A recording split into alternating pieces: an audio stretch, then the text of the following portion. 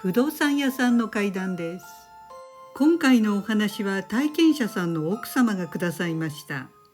さて、その体験者、旦那さんの直樹さんはよく不思議な体験をする方でした。もちろん幽霊を見ることもありますし、勘が冴えることも多いと言います。奥さんが妊娠してそれに気がついていないのに、直樹さんはなぜか近くに子供の気配を感じ、時にはその子供の足だけが見えることもあるのだそうです。また日常でもよく奇妙な人に話しかけられる場面が多いということでした。これはそんな直樹さんならではのちょっとした不思議なエピソードです。さて、今から6、7年前、直樹さんは現場関係の仕事に就いていました。その会社は中年の方が多く、直樹さんが一番若手でした。そんなわけで社内で旦那さんは可愛がられていたそうで、中でも仮名ですが、田中さんという50代半ばの上司には特に仲良くさせてもらっていました。田中さんはお酒が大好きで、平日でも夜は飲みに行ったりしていたのですが、朝一番には出社して仕事をしている方でした。ある朝、直樹さんが会社に着くと、いつも一番に出社している田中さんがいませんでした。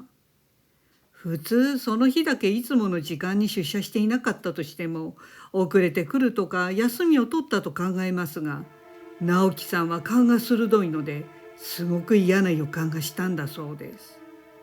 結局田中さんはしばらくしても現れませんでした。会社に何の連絡もなく、また彼の携帯にかけても出ませんでした。直樹さんが心配しているのを見て同僚の方が、田中さんの様子を見に行ってみようかと言ってくれたので、いや、自分が見に行きますと言って、直樹さんが別の同僚と2人で田中さんのアパートを訪ねました。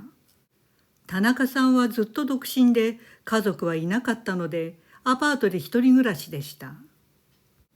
直樹さんたちがアパートの呼び鈴を鳴らしたり、ドアをノックしたりしても返事がありません。そこで田中さんの携帯にかけてみると、着信音が部屋の中から聞こえたそうです。そこで古いアパートでしたので、ドアについている郵便受けを開けて中を覗いてみました。